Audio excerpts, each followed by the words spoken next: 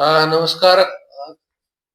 2 दिवसापूर्वी शेवगाव नगरपालिकेची मासिक सभाचं आयोजन केलं होतं आणि ते मासिक सभा पार पडली.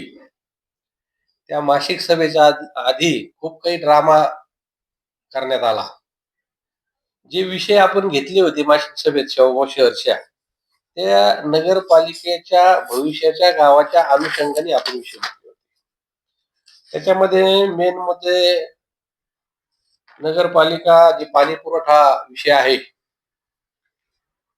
त्या पाणी पुरवठ्याचे कन्स्ट्रक्शन मानव सेवा सनीर म्हणून त्यांना काढण्यासंदर्भातला विषय घेतला होता. नगरपालिका गेली 5 वर्षापासून 3 किलोमीटर 4 किलोमीटर गावाच्या बाहेर आहे, ती आत घेतली पाहिजे.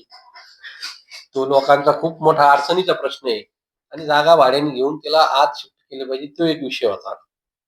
शेवगाव नगरपालिकेचे जे डीपीआर मधल्या प्रशासनाच्या काळात त्याला डेव्हलपमेंट प्लॅन तो खूप चुकीचा. जिकडं वस्तीच होऊ शकत नाही तिथं येलो झोन आणि जिकडं वस्ती वाढत चालली तिकडं ग्रीन झोन. काही लोकांच्या घरावर आरक्षण टाकले, चुकीच्या ठिकाणी आरक्षण टाकले. असा डीपी प्लॅन त्या मधल्या अधिकाऱ्यांनी मोठ्या प्रमाणात तडजोडी करून त्याच्यामध्ये खूप मोठा डीपी प्लॅन मध्ये घोटाळा केला. तो थांबून परत त्याचा रिव्हाईज करण्यासाठी आपण तो एक विषय घेतला होता.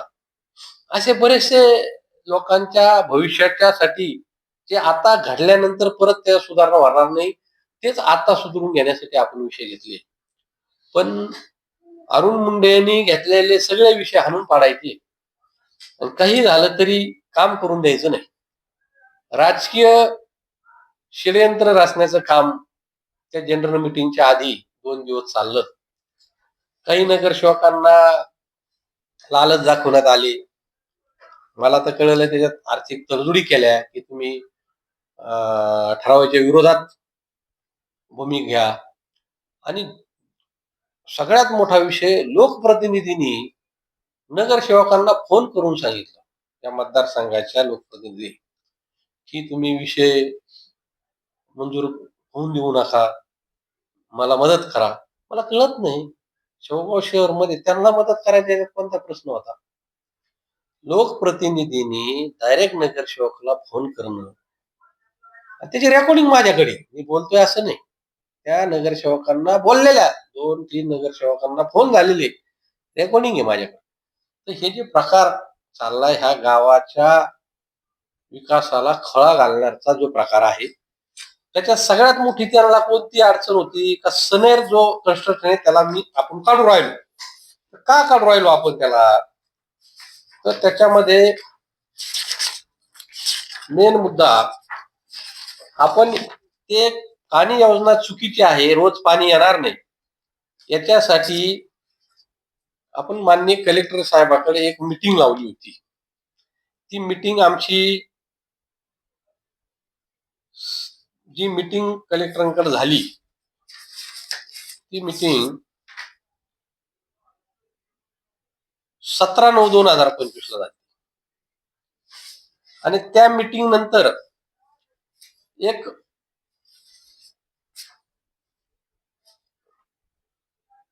कलेक्टर साहेबांनी एक समिती नेमली.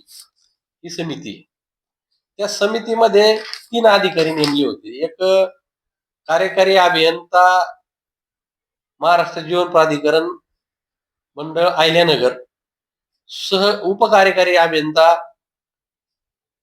कार्यकारी अभियंता गणेश भोंगवडे आणि उपकार्यकारी अभियंता सतीश बडे. आणि त्याच्यात नंतर पाणी पुरवठा मनोनिसरण अभियंता पाथरी नगर परिषद सचिन राजभोज, असे हे लोक निवडले. त्या समितीने पाहणी केल्यानंतर एक अहवाल दिला. ह्या योजनेमध्ये अहवाल आलेला आहे, आमच्या ज्या भूमिका आहेत का सर्व पक्षीय कृती समितीने सुचवल्याप्रमाणे व अस्तित्वात गावठाण झोन मध्ये काही भाग हा क्षेत्र ठिकाणी दिलेल्या सूचनेप्रमाणे इतर झोन मध्ये जोडण्याबाबत करणे संयुक्तिक आहे. जोडण्याबाबत म्हणजे ते भाग झोन मध्ये टाकायच्या क्षमतेनुसार लोकसभा वितरण व्यवस्थाची विभागणी करणे आवश्यक आहे, जेणेकरून सर्व ठिकाणी एकदामाने पाणी जाईल. प्रकल्प सल्लागार संस्था यांनी झोनिंग सुधारित करावे. नगरपालिका सल्ला करून अंतिम करावे. झोनिंग करताना टाकीची क्षमता, संबंधित टाक्याद्वारे पाणी पुरवठा, लोकसंख्येचा विचार करून आवश्यक बदल करावे. तसेच सर्व पक्ष कृती समितीवर चर्चा दरम्यान उपस्थित मुद्द्यानुसार क्षेत्रीय ठिकाणी पाहणी करण्यात येईल. म्हणजे त्यांनी पाईपलाईनच्या नव्याने समांतर पाईप टाकणे, पाईपलाईन नव्याने समांतर पाईप टाकणे आवश्यक आहे. समांतर पाईप टाकल्याने सर्व झोन मध्ये नळ धारकांना पाणी योग्य दाबाने जाणे शक्य होईल. याबाबत प्रकल्प सल्लागार यांनी आवश्यक बदल करावे. प्रकल्प सल्लागार यांनी NP यांना 10 दिवसात आवश्यक बदल करून संकल्पना सादर करावेत, जेणेकरून योजना कार्यान्वित करताना उशीर होणार नाही. म्हणजे सूचना तर केल्या, काय काय करायचं ह्या सूचना केल्या, आता बराच विषय, पण ते 10 दिवसात सादर करा. कारण योजना ऑलरेडी उशीर झालेला आहे, 18 महिन्याची मुदत आहे, तुम्ही याच्यात बदल करा. आता हे कधी पत्र काढलं? 31/10/2025 ला, आणि आज तारीख किती आहे? मग काय बदलले, काय केले, तिथं काम करायचे की नाही, हा भाग 100% त्या भागात आपण काम करणार आहेत, तिथला विकास होणार आहे. जिथे काही काम बदलले असे सांगतात ते सगळे काम होणार आहेत. परंतु त्यांना जे काम बदलले सांगतात लोकांना, त्यांना ते का सांगत नाही का हा सनेर इतक्या दिवसाचा पाणी योजनेचं वाटोळ करू राहिला, त्याला बदलायला तुम्ही का विरोध करता? नगरपालिका गेल्या 5 वर्षापासून गावाच्या 3 किलोमीटर बाहेर आहे, ती गावात आणण्यासाठी तुम्ही का विरोध करू राहिले?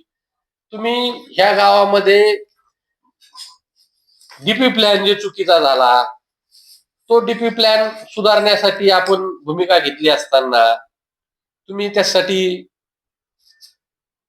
का विरोध करू राहिले? हे प्रश्न खरोखर आता निर्माण झालेले. आपण 25 विषय वेगवेगळ्या गावाच्या प्रश्नावर घेतलेले.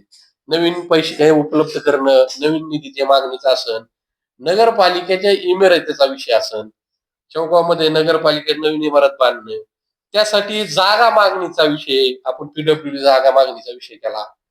असे बरेचसे विषय ते आपल्याला मार्गी लावायचे. काल जो प्रकार झाला आणि त्याच्यामध्ये हिरिरीने लोकप्रतिनिधी भाग घेऊन प्रयत्न केला की नगरपालिकेच्या सगळ्या विषय हे हाणून पाडले गेले पाहिजे. नेमकं याच्यात साध्य काय करायचंय की अरुण मुंडे याला थांबायचं आणि याला कसंच काम करून नाही द्यायचं हे युवर असणार. जर लोकप्रतिनिधी आणि जे काही लोक गावातले स्थानिक नेते आहेत त्यांची जर असेल तर हे दुर्दैव आहे. कारण मी माझ्यासाठी काम नाही करू राहिलो, मला गावासाठी काम करायचंय. म्हणून मी विनंती करीन की असा प्रकार भविष्यात जे काही विधानचे निवडून आले नगरसेवक आणि चुकीच्या लोकप्रतिनिधीच्या भूमिकेला बळी पडू नये. आणि मी गावांना सगळ्याला आश्वासित करतो की भविष्यामध्ये मला गावाच्या प्रश्नावर, गावाचे जे काही प्रश्न असतील, जे पाणी योजनेचं काम असेल, भविष्यात शॉपिंग सेंटरचं असेल, गार्डनचं असेल, नगरपालिका इमारत असेल, जे काही गावाच्या प्रश्न असतील, गटाराची योजना असेल, हे पूर्ण करण्यासाठी मला प्रयत्न करायचे. सनेरला आपण पाणी योजना आणि भुयारी गटार योजना या दोन्ही विषयावर बाहेर काढलं. त्याचं कारण असं आहे की पाथडीमध्ये भुयारी गटार पूर्ण झाली, आपल्याकडे अजून ती फाईलच मंत्रालयाकडे फिरती, पण काळजी करू नका, ते सुद्धा आपण मार्गी लावणार आहेत. याला कितीही कुणी अडचण आणली तर परमेश्वराकडे न्याय, अंधारा असला तरी न्याय, उशिरा असला तरी 100% टाइम असेल, काही गोष्टी होत्यात.